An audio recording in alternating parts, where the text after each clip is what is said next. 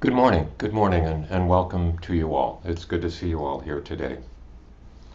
Um, I just might mention, especially for those who are joining us for the first time, that the talk is recorded, but the discussion afterwards is not. So I will stop the recording during the discussion. So if you stay for the discussion, you needn't worry about being immortalized on the internet. I need to worry about it, but you don't. So I just wanted to mention that. So we've been talking about a writing from the 8th century in India by Shantideva, which is usually translated something along the lines of the way of the Bodhisattva, or a guide to the way of the Bodhisattva. So a little bit in the way of review and explanation. First of all, what is a bodhisattva? A bodhi, coming from the same root as Buddha, meaning awakening or awakened. And sattva just means being, so awakened being. So this is a guide to how to be an awakened being.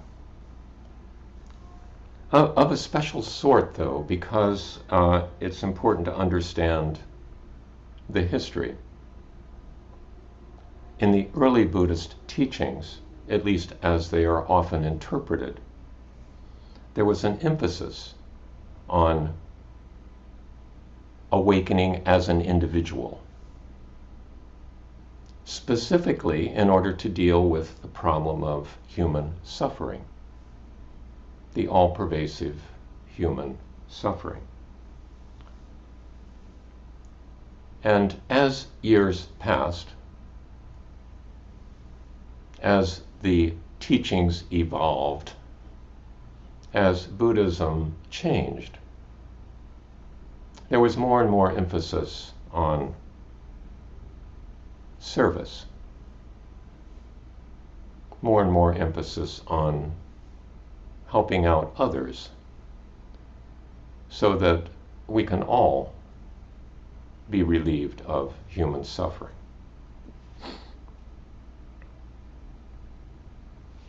And in fact, the Bodhisattva vow involves not leaving this earth, not leaving this realm of samsara until everybody can leave as well and be awakened.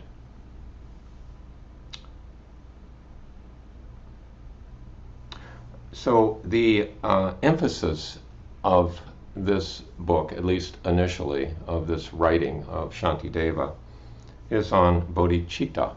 And of course, bodhi, we already know, awakening.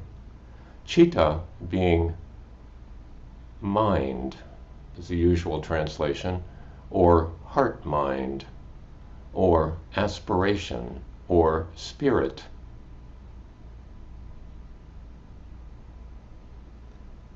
Probably none of those words fully take in the full meaning of citta, but that's the best we can do.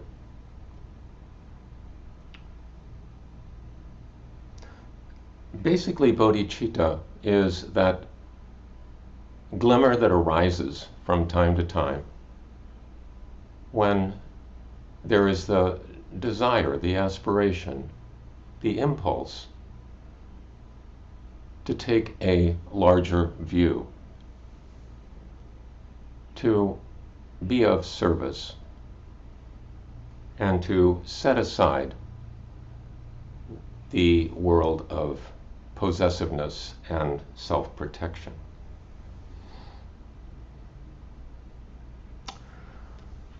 So the chapter that we're discussing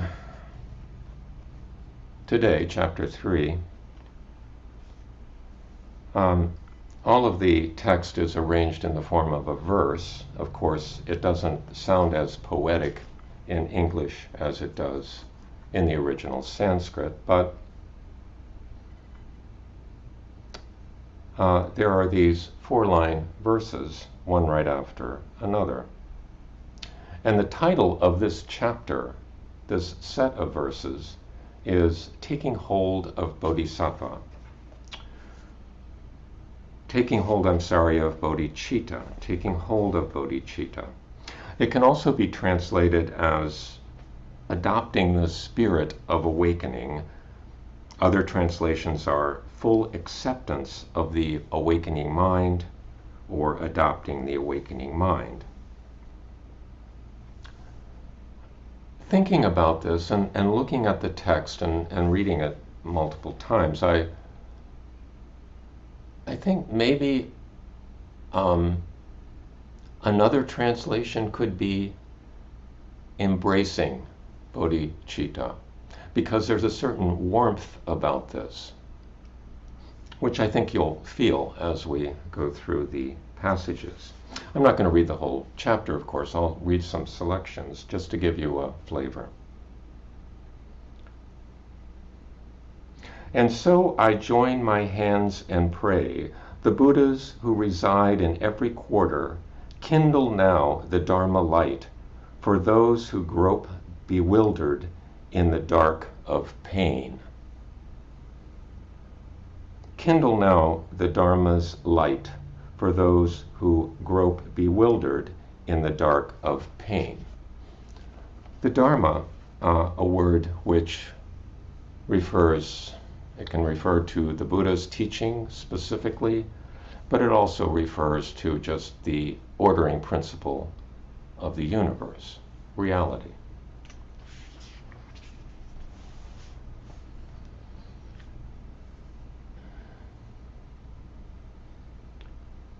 Through these actions now performed, and all the virtues I have gained, may all the pain of every living being be wholly scattered and destroyed.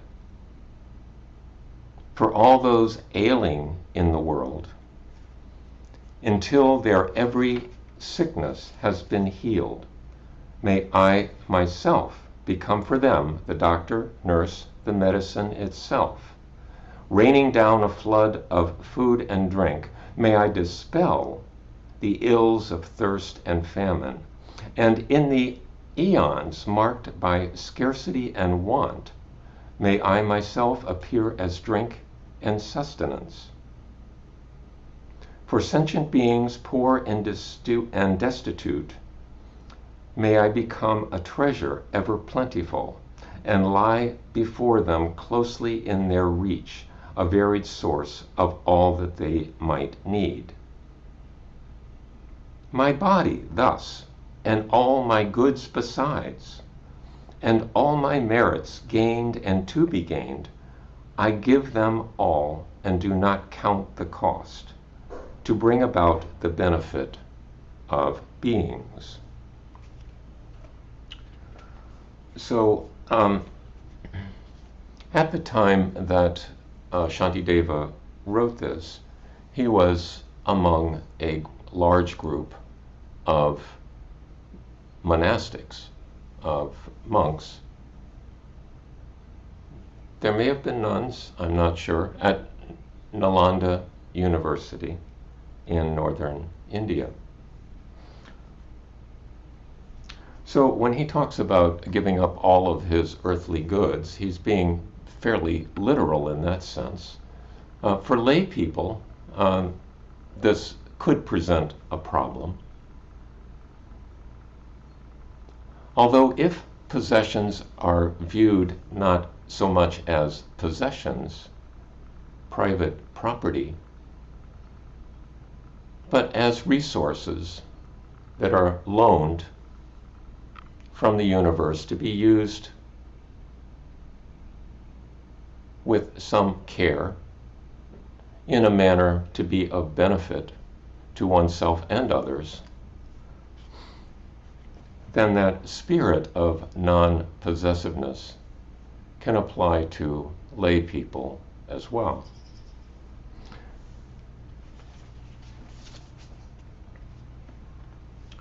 And he takes it to another level in the next passage where he says, "The body I have now resigned to serve the pleasure of all living beings.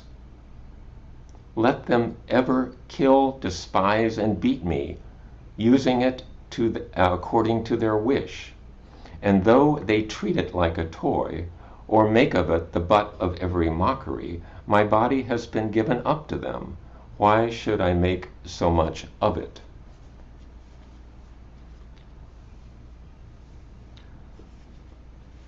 Well, this may sound a bit extreme to us, but it does point to, I think, something important, which is the emphasis on the preciousness of the body. I think especially in our current culture, if you sort of look at some of the ads that pop up on your screen, a lot of them have to do with, what you can do to be healthier, to have a better complexion, to have whiter teeth, to be more attractive, to live longer, to, just all of this emphasis on optimizing the body.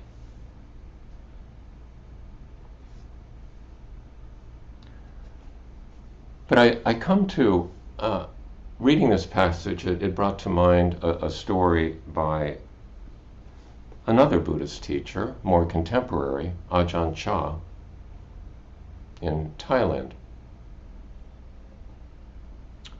And he was giving a talk and had before him a cup with tea in it, which was customary. And he picked up the cup, and as part of the lesson, he said, "To me, this cup is already broken. It's a wonderful cup. I love it. It fits in my hand beautifully. I like the appearance of it, the feel of it, the weight of it, the size of it. I like everything about it. But to me, this cup is already broken. It's already been knocked off the mantelpiece or dropped during cleaning. It's already in pieces on the floor."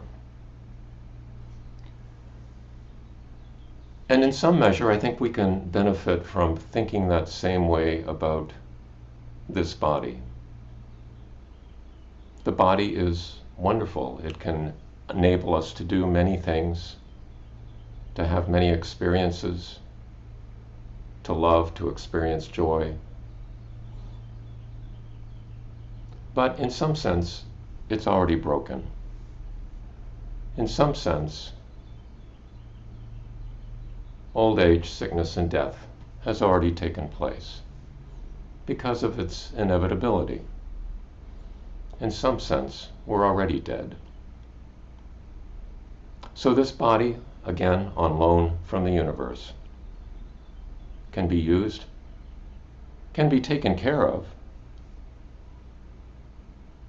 but not with the excessive preciousness that leads us to think that it is eternal. It's not. In a sense, it's already broken.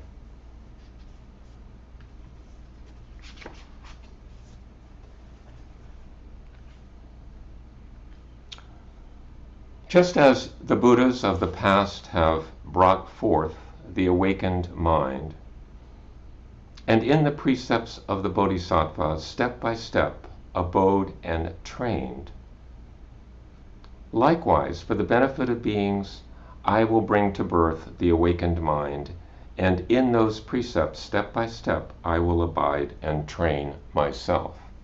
These two passages, I understand, are often used as an expression of the Bodhisattva vow in Tibetan Buddhism. Just as all the Buddhas of the past have brought forth the awakened mind, and in the precepts, in the moral guidelines of the Bodhisattvas, step by step, abode and trained, Likewise, for the benefit of all beings, I will bring to birth the awakened mind, and in those precepts, step by step, I will abide and train myself.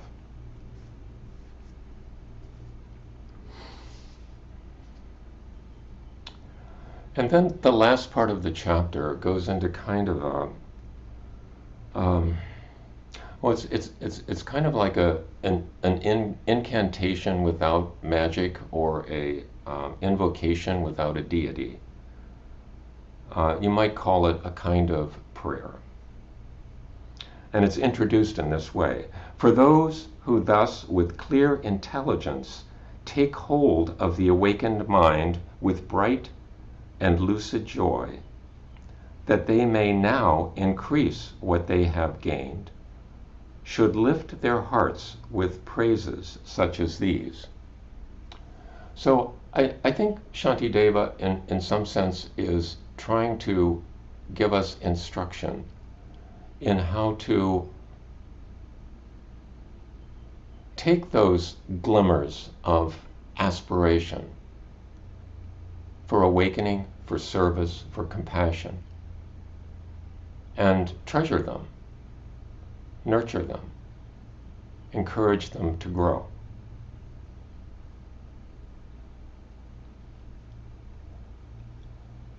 And this sort of invocation that he gives is along those lines. It's a remembrance. It's also a song of praise, or a song of joy. For I am like a blind man who has found a precious gem inside a heap of dust. For so it is, by some strange chance, that bodhicitta has been born in me. This is the supreme draught of immortality that slays the Lord of Death, the slaughterer of beings, the rich unfailing treasure mind to heal the poverty of wanderers. It is the sovereign remedy that perfectly allays all maladies. It is the tree that gives relief to those who wander wearily the pathways of existence.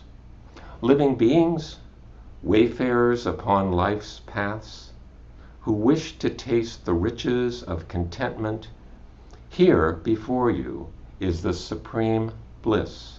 Here, O ceaseless travelers, is your fulfillment.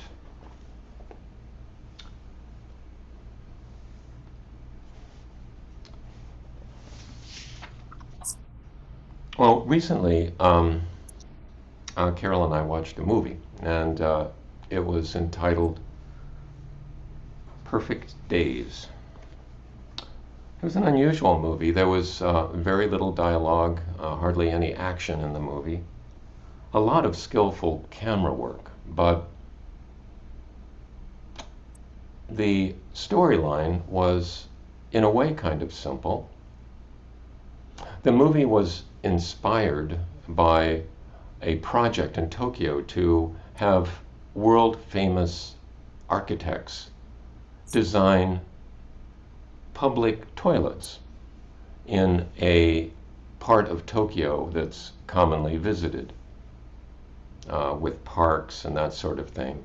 And there were 17 such toilets designed and built. And in celebration of this, the city of Tokyo wanted to have a film, and they worked with Wim Wenders, who is a very well-known film producer and director, to accomplish that end. He decided to make a story out of it, a story about a man, maybe middle age or late middle age, who is a toilet cleaner. That's his job. And through, again, mostly through the work of through using the camera and not dialogue, his life is described. Gets up in the morning, he tends to his houseplants, and goes out for work. One thing you'll notice, though, is that when he leaves his little studio apartment in the morning, the first thing he does is look up towards the sky, and give a little smile at the clouds, at the treetops. And then another thing you notice is that he cleans the toilets meticulously. He checks under the sink to see if anybody has put any gum under there or anything that needs to be cleaned, using a little mirror. And the story has some twists and turns in it, but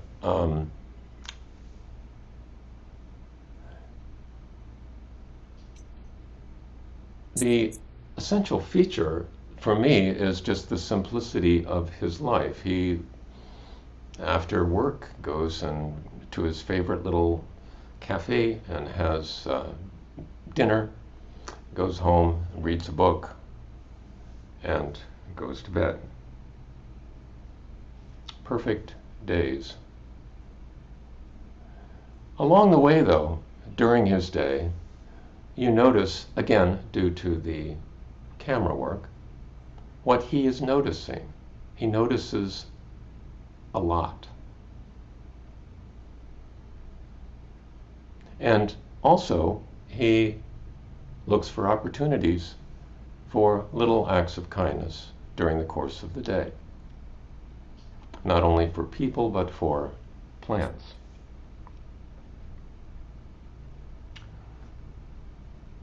He, to me, demonstrates one aspect or one possibility for the life of a bodhisattva. There are many different possibilities for lives of bodhisattvas, because there are many, many different ways to be in the world and many, many different ways to be of benefit.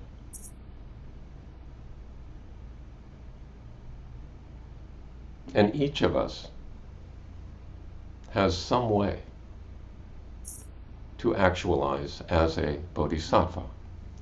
And Shantideva is trying to give us some guidance as to how to heed our better angels, as you might say. So I think I'll stop there, and we'll all of you are encouraged to stay for the breakout rooms and for discussion. And we'll talk about, well, I'll just throw some things out to start the discussion, but you can take it wherever you think it needs to go. What do you find helpful to nourish your, what we might call, higher aspirations, your bodhicitta when it arrives? We're not talking about something rare, we're talking about something you've all experienced. And what gets in the way?